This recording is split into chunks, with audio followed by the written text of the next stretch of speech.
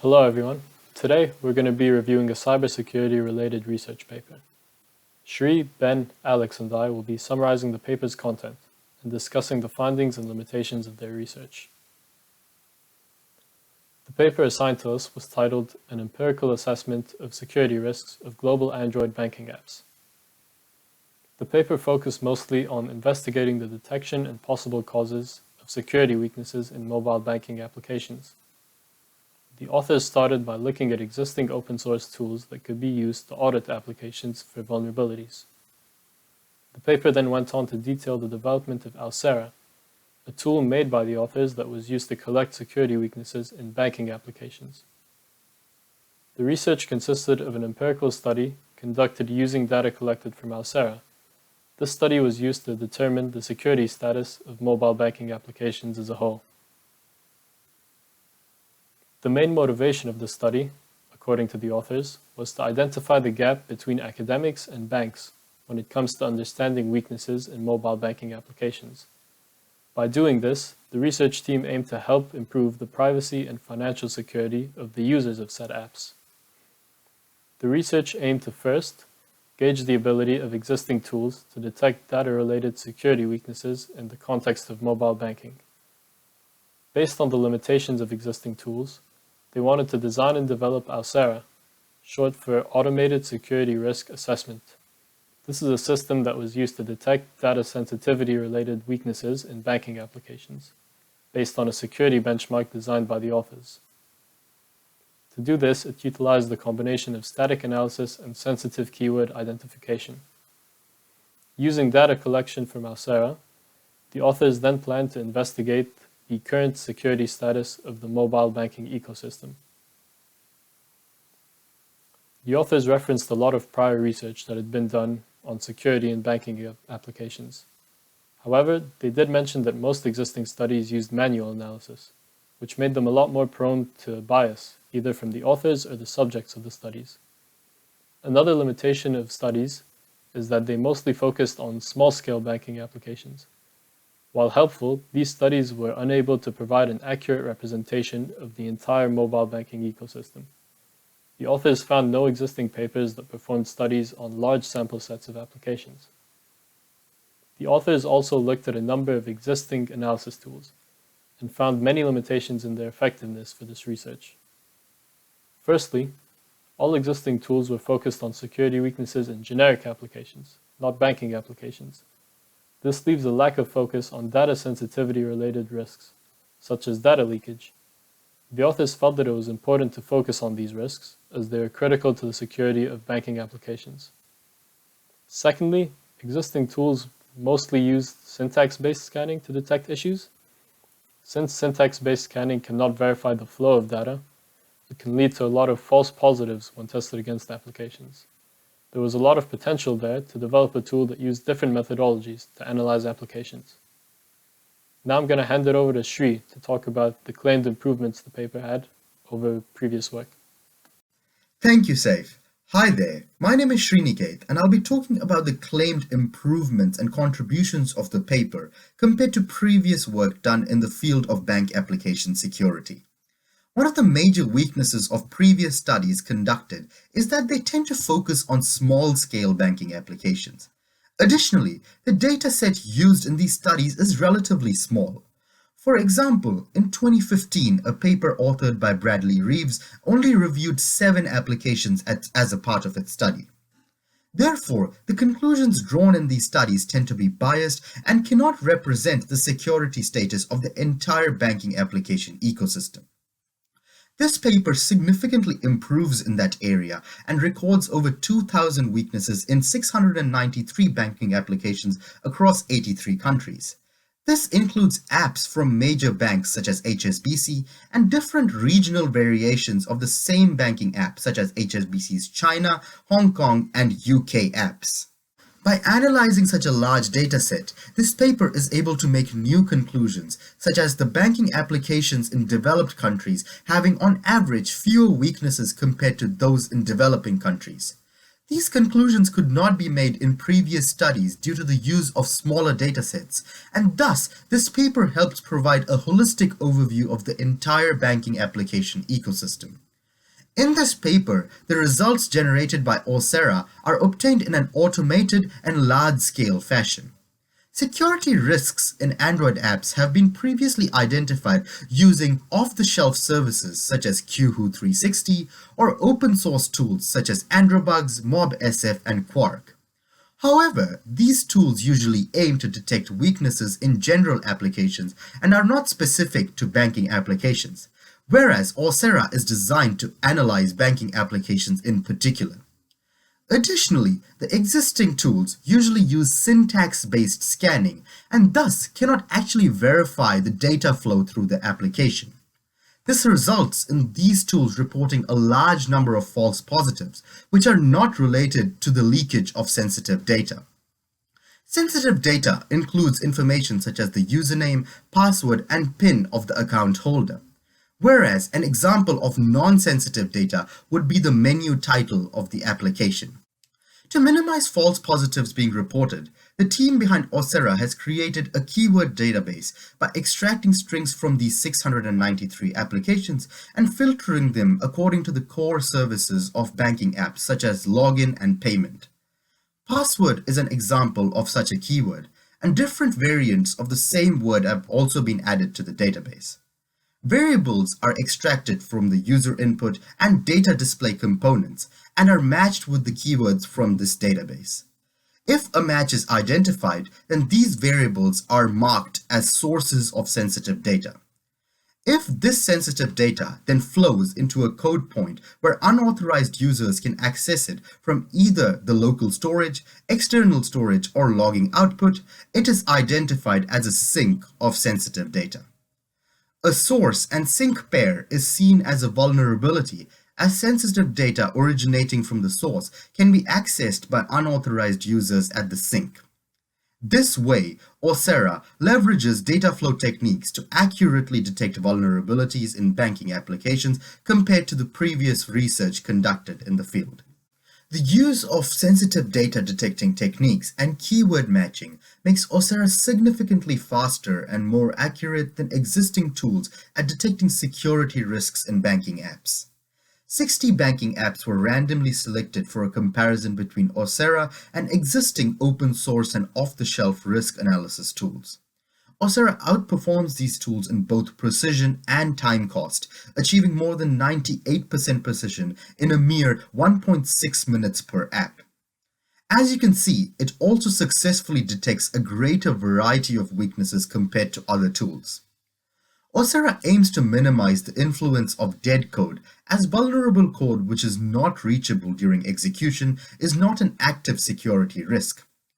Two key strategies to eliminate such false positives include checking whether invalid authentication is in a feasible path and checking whether the class has been instantiated. Apart from the comparison with the 4 tools discussed previously, Coursera also outperforms 2 taint analysis tools, namely FlowDroid and ICTA. Although these tools rely on sources and sinks, they only aim to identify data leakages in general applications. A few examples of the sources used by these tools include API invocations of Bluetooth, calendar, and settings. Additionally, they're limited to only detecting data leakages from shared preferences, logging, SD cards, and SMSs. They do not account for communication infrastructure flaws, failed certificate authentication, and incorrect encryption methods. In comparison, Coursera also accounts for the aforementioned weaknesses in addition to data leakages. In summary, existing state-of-the-art tools are less effective in terms of lower precision, more false positives, and cost more time compared to Coursera. I would now like to pass it to Alex to discuss the limitations of the work undertaken and whether these pose any threats to the validity of the claims made in the paper. Thank you. Alright, cheers Sri. Now, while the Coursera project boasts supposedly collecting 2,157 weaknesses in 693 real-world banking apps across 83 countries, there are some limitations that come with this achievement. First off are the app availability limitations. All of the banking apps covered by this report are Android apps, so no apps on other popular platforms such as iOS are able to be analyzed by Coursera to date. In attempts to test the number of detected weaknesses across different versions of apps, the research team collected multiple versions of apps where they could, in order to check if vulnerabilities present in the earlier versions were getting patched out in app updates. Unfortunately, some of these Android apps, such as Mcoin, do not have older versions of the app publicly available, as some app providers such as Google Play Store only host the latest version of apps, and other app providers which do provide multiple versions were not hosting these apps. Another set of limitations lie in communications with real-world banks. Meetings with real-world banks were held as part of the Aursera project in an attempt to demonstrate Aursera's vulnerability detection prowess and to warn the banks of any security weaknesses found.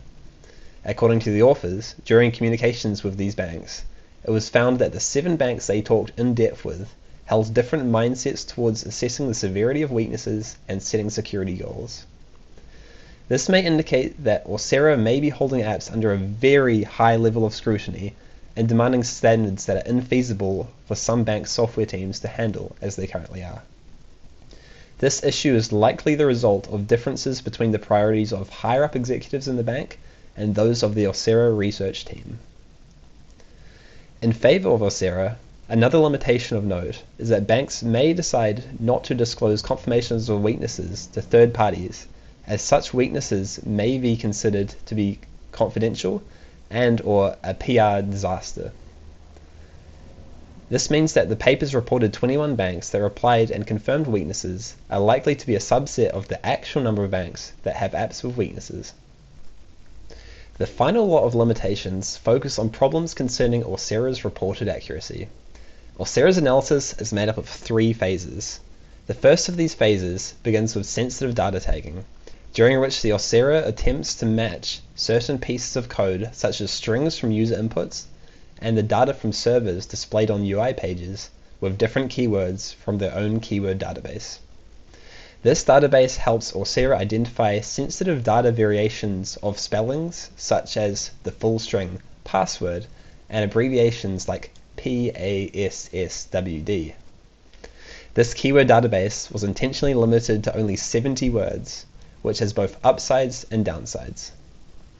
An upside to this approach is that the number of false positives where data is accidentally tagged as being sensitive is reduced.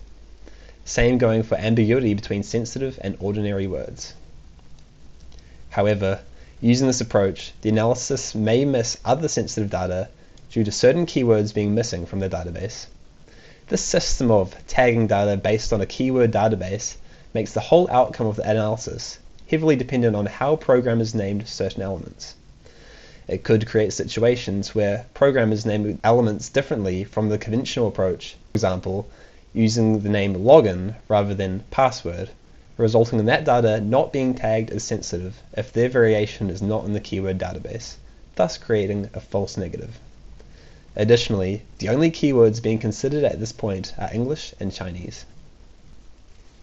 Aursera then goes on to identify functions and data control flow to determine if the sensitive data is being transferred and passed around responsibly, detecting weaknesses where incorrect implementations exist. As Aursera is built using the Soot static analysis framework, it inherits all of its shortcomings. Soot is currently known to have issues with losing track of some types of data flows, where Aursera creates false negatives when this occurs, as it cannot figure out if the banking apps are transferring their data safely or not in these cases. A last limitation of note is that the research team was unable to evaluate the false negatives when assessing banking apps due to the lack of weakness benchmarks of banking apps. I will now hand over to Ben to present the improvement section. Thanks, Alex. Now that we've talked about the limitations of Aursera, let's look at the improvements. The authors haven't really been explicit with what improvements they have considered.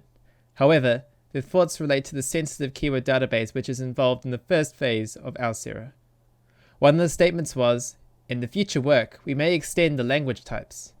Since this is vague, we strongly recommend starting this expansion with another widely spoken language, like Spanish. They also mentioned that this database can be further extended with the increasing banking apps. This is a noble goal, yet also vague. However, there are costs associated with this. We believe that extending the keyword database to accommodate more banking apps poses a higher risk of false positives when detecting security weaknesses. Well, why is that? Because as far as the authors behind Alcera know, they have conducted the first large-scale empirical study on over 2,000 security weaknesses collected from over 600 banking apps, the largest data set taken into study to date.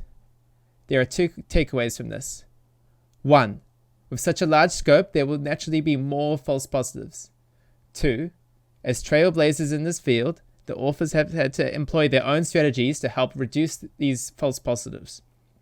One of these strategies was a reduction of extracted words from 124 to 70. We believe that if Alcera wishes to grow, then keywords have to be reduced yet again. This is because the system needs to become more generic to account for how different banking apps are programmed. The trade-off of this, of course, is that Alcera won't be able to provide as in-depth of an analysis as other tools might be able to. So, our recommendation is that either A, the keywords are reduced to keep false positives low while Alcera grows, or B, Alcera reduces its scope of banking applications to go more in depth. If they choose to reduce the scope, then the developers behind Alcera will have more time to collaborate with banking apps within scope to fine-tune their system to be as effective as possible. We believe this can be aided by machine learning and natural language processing, as the scope will be small. While doing this will fill in the extra time they have by reducing their scope. We believe that it would allow the developers to create weakness benchmarks between the banking apps so they can reduce potential false negatives. We also recommend that Alcera expands to iOS. So far, it only looks at Android, and if we look at the statistics, then yes, it is true that Android users easily outweigh iOS users. But this is on a global scale. In richer countries, it's actually iOS that dominates. Alcera is currently missing out on these important demographics, especially when cashless transfer is most common within countries, rather than between them. Finally, a not so related to Alcera improvement is contributing to soot. Depending on how big of a dependency this is, it would help slow the aging of this tool by making sure it stands on solid foundations. So, to conclude, we've summarized Alcera, an automated security risk assessment system, which has audited hundreds of banking apps for security weaknesses. We have talked about how it adds to the current state of the art, what limitations it has, and the improvements that can be made to it. Thank you for watching.